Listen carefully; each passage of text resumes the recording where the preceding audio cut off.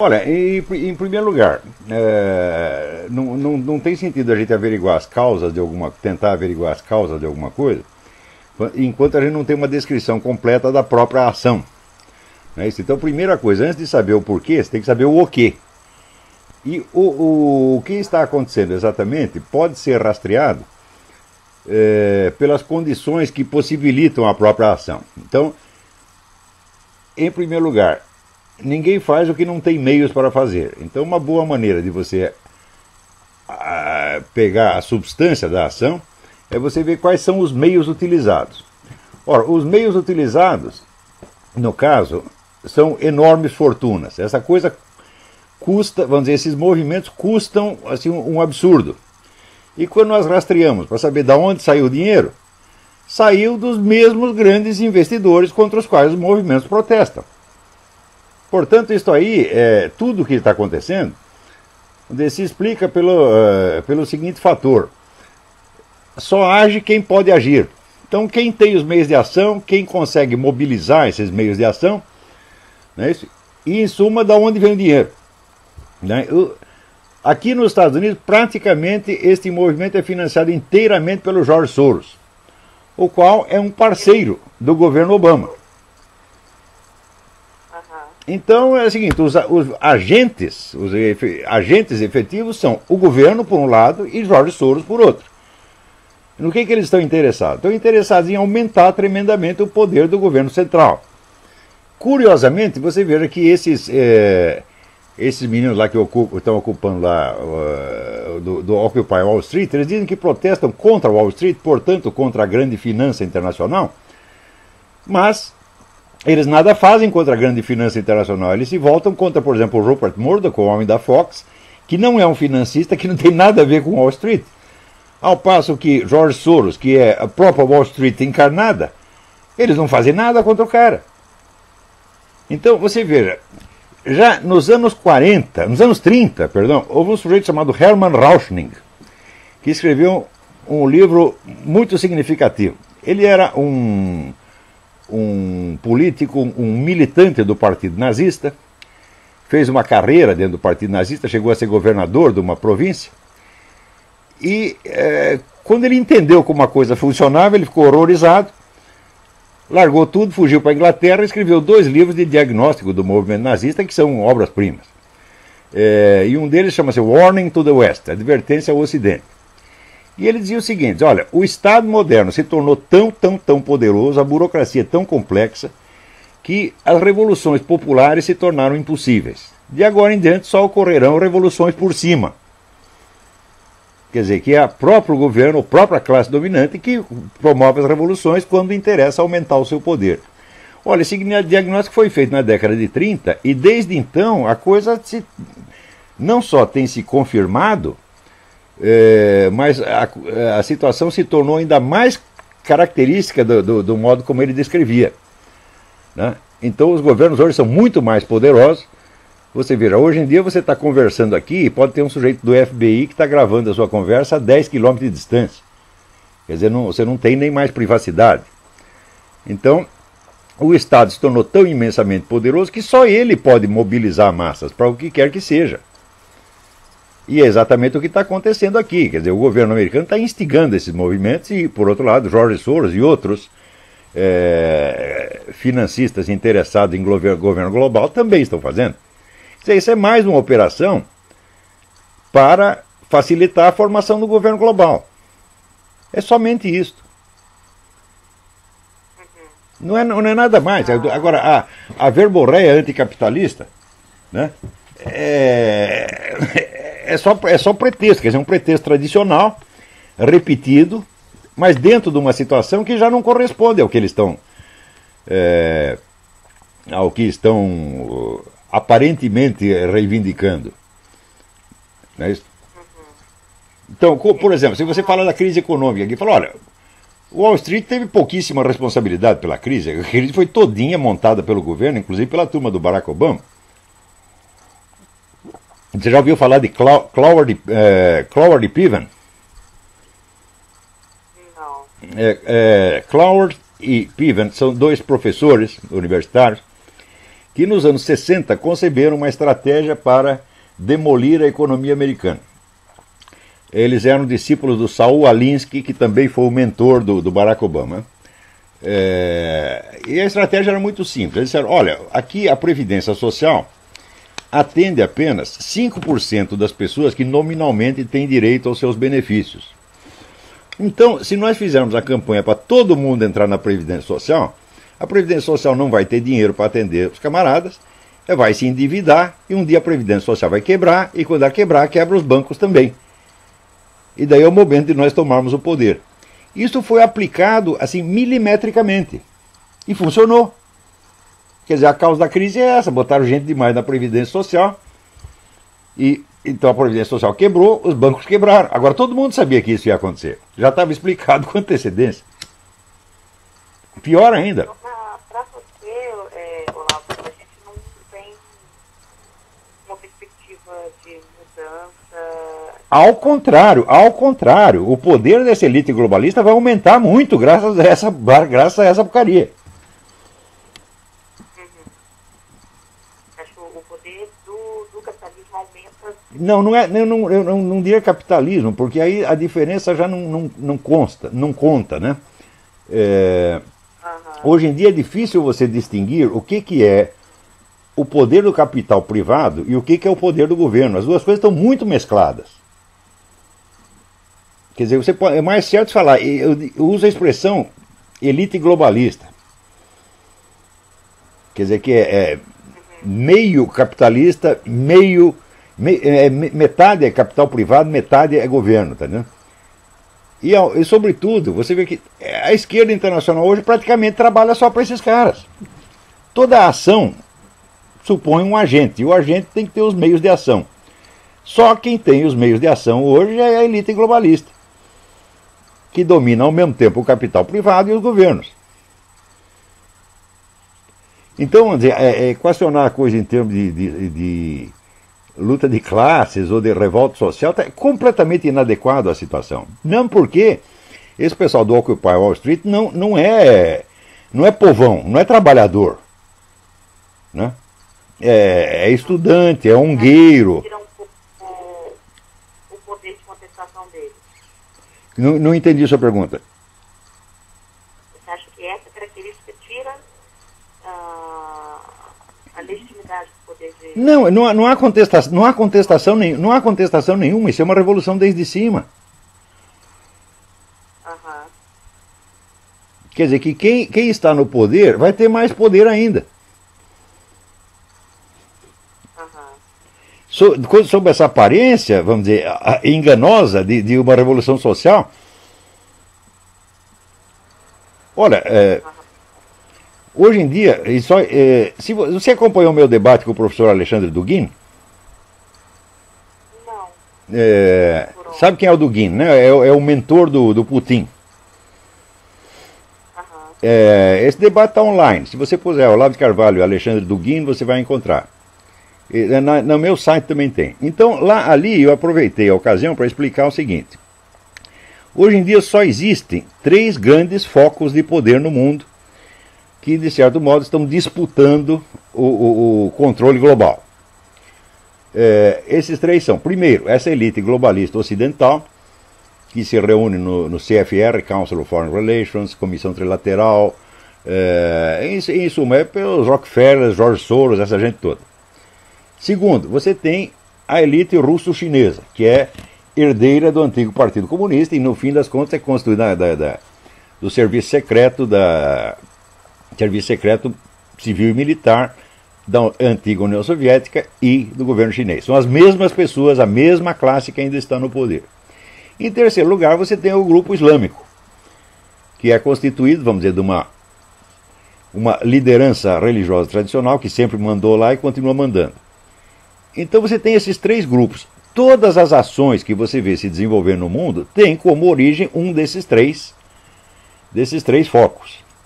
E os 3 grupos, eles às vezes competem entre si e às vezes colaboram. Quer dizer, a trama de interesse é muito complicada ali. Então você vê, por exemplo, que às vezes existe um conflito entre a penetração islâmica e a elite local de um país, mas às vezes existe uma colaboração, como por exemplo na Inglaterra. Na Inglaterra o grande agente islamizador é o próprio governo inglês, e sobretudo a família real britânica. Né? Também entre o bloco russo-chinês e o bloco globalista ocidental também você tem uma mescla de interesses que às vezes divergem, às vezes convergem. Mas o fato é o seguinte, somente esses três grupos têm meios de ação. Então qualquer processo político que você veja acontecer, sempre tem como origem um desses três focos. Não há outras forças. E aí, no caso, o que a gente... No caso, esse negócio do Occupy Wall Street, isso aí é a elite ocidental. Aqui nos Estados Unidos é claramente essa elite, George Soros, Rockefeller, etc. E na Europa é este mesmo pessoal agindo em aliança com grupos islâmicos. E eu não sei, eu não tenho informação correta, vamos dizer, da interferência russo-chinesa no caso. Não tenho dados, então não posso dizer. Mas aqui nos Estados Unidos é somente a turma é o próprio pessoal do Wall Street que está causando isso. E aqui no Brasil você tem acompanhado, Olavo? Aí no Brasil é o próprio governo que está fazendo isso, meu Deus do céu. Você veja, eu acabei de escrever um artigo para a Folha dizendo o seguinte, dizendo que a ideologia desses meninos que estão lá fazendo essa bagunça na USP é a mesma ideologia do governo, das classes dominantes brasileiras, é o mesmo discurso politicamente correto que todos aprovam. Então, quer dizer que se você, durante 3 ou 4 décadas, você enfia o discurso politicamente correto na cabeça dos moleques, eles vão acabar fazendo isso. Agora, tem gente que instiga a coisa e depois, quando vê os efeitos, fica escandalizado e diz, são excessos, etc. Mas, olha, você falar de excessos é só uma crítica quantitativa, não toca na essência do problema. Né? A essência é que a ideologia politicamente correta penetrou profundamente, veio para ficar, e o resultado dela é uma espécie de revolução permanente. Agora, dentro de um estado de revolução permanente, só quem sobrevive são os grandes grupos econômicos que a financiam. Esses permanecem imunes. O resto cai tudo. Quer dizer, é o velho processo político que a gente observa. Assim, há 4 séculos você vê isso acontecendo no Ocidente. Os poderes intermediários são cada vez mais minados e o poder supremo fica cada vez mais poderoso com o auxílio da própria massa. Você vê, como se constituíram as grandes ditaduras do século XX? Com o auxílio da massa. Quer dizer que a massa tem sido sempre massa de manobra. E jamais ganha alguma coisa com isso. São somente, vamos dizer, somente o poder central e seus aliados é que ganham. Sempre foi assim, tem sido assim há 4 séculos e vai continuar sendo assim. Agora, a possibilidade de uma mudança nisso... A possibilidade de uma mudança nisso depende do seguinte, Raquel. É necessário que os intelectuais, que as pessoas de estudo, comecem a estudar seriamente a constituição do poder político na atualidade e entendam que ele não pode mais ser descrito nos termos de Karl Marx e outros autores de um século e meio atrás. Nós temos uma situação completamente diferente hoje. Então esse pessoal que fala, não, nós vamos derrubar o capitalismo, instituir o socialismo, tal, isso é tudo uma besteirada. O que eles vão fazer é fortalecer o poder de quem já tem poder. Quer dizer, vamos dizer, se fosse... qual é o sentido de uma luta pela liberdade hoje? A luta contra a liberdade é a luta contra as elites globalistas. Contra as 3 elites globalistas. A ocidental, a russo-chinesa e islâmica. Mas só que essa luta não existe, né? Que não existe luta política sem dinheiro que a financie. O dinheiro só tem uma fonte e eles só financiam o que os favorece. Então, na sua opinião, existe um rabo preso. Mas 100%. 100%. É só você saber de onde veio o dinheiro. Você vê, antigamente as pessoas quando faziam revolução, como é que eles arrumavam dinheiro para fazer revolução? Eles assaltavam trens, assaltavam bancos, etc. Agora não precisa mais nada. O banco dá o dinheiro para eles.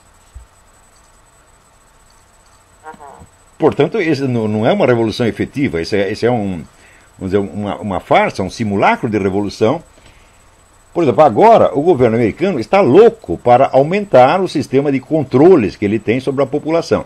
Tá certo? Hoje, inclusive, daqui a pouco, quando for 2 horas da tarde aqui, eles vão fazer um teste, vão desligar toda a rádio e televisão para tudo ser conectado na central do governo. É uma coisa inédita na história do mundo. Quer dizer, o governo vai ter o controle total das emissões de rádio e televisão no país.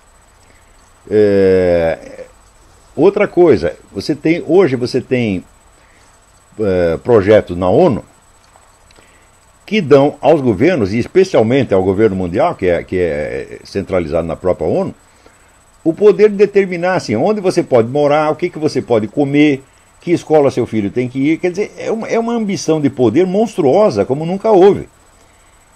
E esse pessoal está usando esses movimentos desse tipo para criar vamos dizer, um simulacro de crise e justificar a adoção de medidas cada vez mais controladoras, cada vez mais centralizadoras. De modo que os governos ocidentais, daqui a pouco, vão estar competindo com a União Soviética, está entendendo? Hoje você tem, já nos Estados Unidos, você tem meios de controle social que os soviéticos nem tinham pensado. Agora, dos pontos em comum, né, dos diversos movimentos que têm surgido, é justo de democracia participativa, né? Mas, olha, você vê, a democracia participativa é a coisa mais totalitária que existe. A coisa mais fácil é você controlar uma democracia participativa. Você vê o experimento que houve no Rio Grande. Eles faziam lá, né, orçamento participativo. Quem controlava o orçamento participativo? O mesmo partido que estava no governo, que era o PT. E se você pega, vamos dizer, a participação espontânea, entre aspas, né, eu digo, bom, quem colhe os militantes para levar nas reuniões? Tem que ter uma organização que faça isso, né? Porque mobilização espontânea não existe. Toda mobilização implica, vamos dizer, uma organização. Então, só quem tem organização e recursos para fazer isso é quem já está no poder. Então, se você faz orçamento participativo, quem controla o orçamento participativo é o governo. Tem muito mais... Agora, se você tem um parlamento discutindo a coisa, no parlamento os deputados e senadores têm uma relativa liberdade e tem meios de ação próprios, que uma massa anônima, né, colhida para entrar na democracia participativa não tem. Então, democracia participativa é exatamente o contrário. É mais controle. E os organizadores da coisa sabem perfeitamente disso, ninguém é trouxa. Olha, só quem é trouxa, vou dizer uma coisa para você, Raquel, você não me leve a mal, hein? Só quem é trouxa são os jornalistas, que acreditam na coisa vamos dizer, pela fachada, pelo nome, tá certo? Em vez de averiguar quais são os processos substantivos que estão acontecendo ali, né? No Brasil, por exemplo, toda a nossa ciência social não passa da repetição de um discurso marxista, socialista de 50 anos atrás. Estou completamente deslocado da situação. Então a ciência social fica impotente para descrever o que está realmente acontecendo. E quando a gente tenta fazer isso, frequentemente a pessoa nem entende do que a gente está falando. Porque eles não têm categorias, não têm conceitos científicos adequados para descrever a coisa. Por exemplo, um conceito fundamental é o conceito de meios de ação, né? Quer dizer, ninguém faz o que ele não tem meios para fazer. Então, onde você tem um movimento, você tem qualquer fenômeno político, você tem que ver quais são os meios que a coisa mobiliza e de onde vêm esses meios.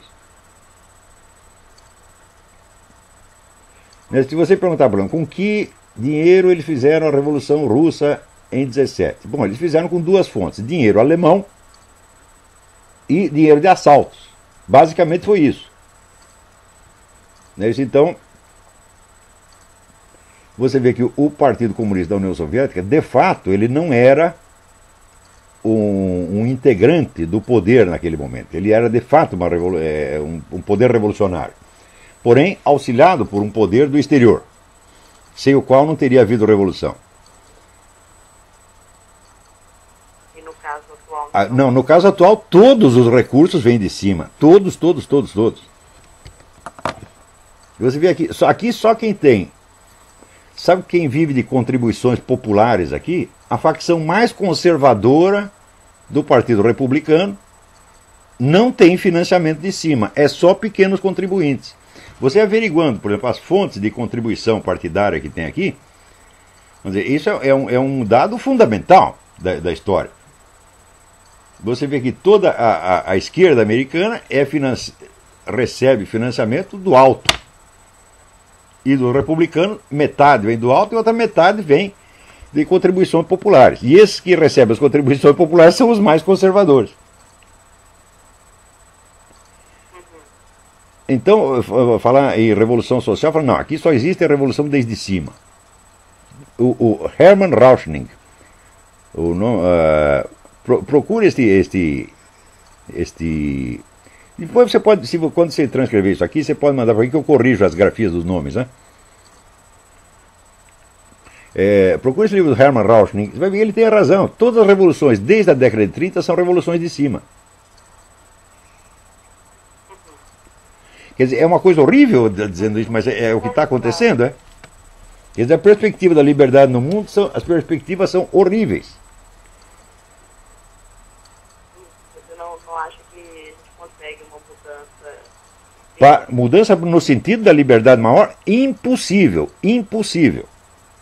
Porque todas as correntes de ação que existem vêm das mesmas fontes e elas só estão interessadas em aumentar o seu poder. E é o que tem acontecido sistematicamente, é?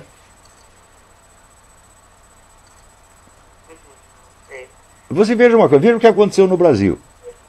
Você veja, o capital internacional, com esta ascensão da esquerda ao poder no Brasil, o capitalismo internacional perdeu alguma coisa ou ganhou? Ganhou. Continuou na mesma. Ganhou, mas foi ele mesmo que financiou isso aí. Meu Deus do céu.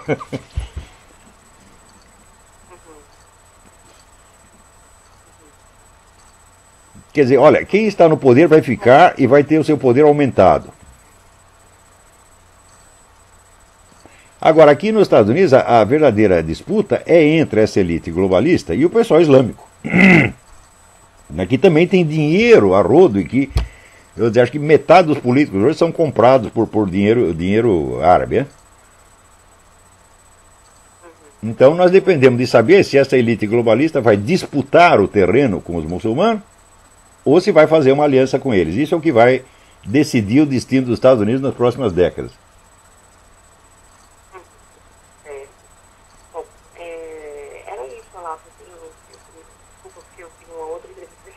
Espero que tenha esclarecido alguma coisa.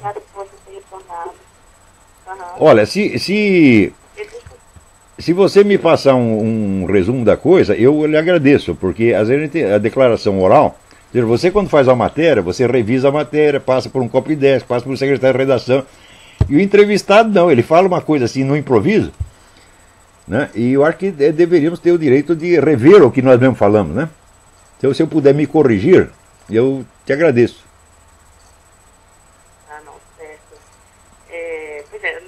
Consegue, porque já está fechando mesmo, já está terminando. Mas eu anotei aqui certinho, não preocupa, a gente acerta. Tá bom, tá bom. De transcrever aqui. Tá perfeito. Obrigado. Obrigado a você. Um abraço. Tchau, tchau.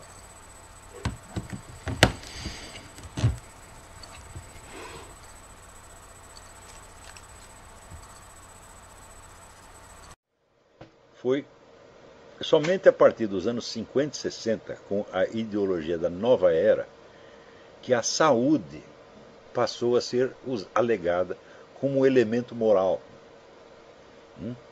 Então, como não havia mais a referência, vamos dizer, à moral divina, transcendente, então começa-se a procurar, vamos dizer, o guiamento moral na esfera imanente, na natureza. Não é isso? Então, nos anos 60, surge uma bibliografia imensa, imensa, sobre a harmonia com a natureza. E se dissemina uma noção ética de que as pessoas boas, as pessoas que estão de acordo, né, com vamos dizer, a harmonia cósmica, serão pessoas saudáveis e felizes. E as outras serão infelizes. Então a doença passa a ser usada como um argumento contra a moralidade da pessoa. Né? Se o indivíduo está doente, é porque ele está contra a harmonia cósmica e, portanto, alguma coisa de errado ele está fazendo. Eu não sei se vocês que são mais jovens, se vocês têm informação disso, mas nos anos 60 e 70 a bibliografia sobre isso é imensa. Vamos dizer, toda esta área que nós chamamos de medicina alternativa, em grande parte baseada nesse princípio. Ora, essa noção foi introduzida, vamos dizer, no Ocidente por porta-vozes e agentes do movimento revolucionário, empenhados em corroer a moralidade cristã tradicional e substituí-la por uma moralidade imanente de tipo naturalístico. Você não vai dizer que as pessoas eram inimigos dos gays, mas entregaram aos inimigos do gaysismo, entregaram de bandeja este argumento. Se a conduta é doente, então ela é má. É claro que aí também é um non sequitur, evidentemente. Nós sabemos que os fatores que determinam as doenças são enormemente complexos e que se existe, vamos dizer, um problema de harmonia cósmica aí envolvido, ninguém sabe onde está essa harmonia, tá certo? E ninguém é o porta-voz autorizado dela. Não é isso? Ao contrário, vamos dizer, na história da espiritualidade humana, você vê que alguns dos homens mais elevados espiritualmente eram doentes. Não é isso? Então, por exemplo, as chagas de Cristo nas mãos dos pés de São Pio de Pietrelcina seria um sinal de que ele está contra a harmonia cósmica, então ele fez algum treco errado. Né? E São Francisco de Assis e outros tantos. Não é isso? Por exemplo, Ramana Maharshi, o grande espiritual hindu, ele não podia tocar em metal, que ele sentia dores horríveis. Né? Você imagina o que é um sujeito viver sem poder encostar num metal? Então, de acordo com a moral da harmonia cósmica, ele seria, vamos dizer, não um exemplo de perfeição espiritual, mas ao contrário, ele estaria na escala mais baixa da espiritualidade. Você veja que já nos anos 80, este tipo de princípio moral que foi introduzido pela medicina alternativa, pela nova era, se incorporou na cultura dominante e criou a chamada geração saúde. Até hoje eu fico impressionado com a quantidade de propaganda que eu recebo aqui, que eu nunca pedi, a respeito de saúde. Meios de você resolver todos os problemas de saúde. É um massacre de propaganda. Tá certo? Quando você vê os sites noticiosos, metade das notícias são a respeito de saúde. Descobriram uma cura para não sei o quê, descobriram um novo método de fazer ginástica para isso ou para aquilo. É assim, é o tempo todo. Então, vamos dizer, a ostentação de saúde também é associada à beleza. É outra coisa que não tem nada a ver. Uma pessoa ser saudável não quer dizer que ela seja bonita. O Lula, antes da doença, ele era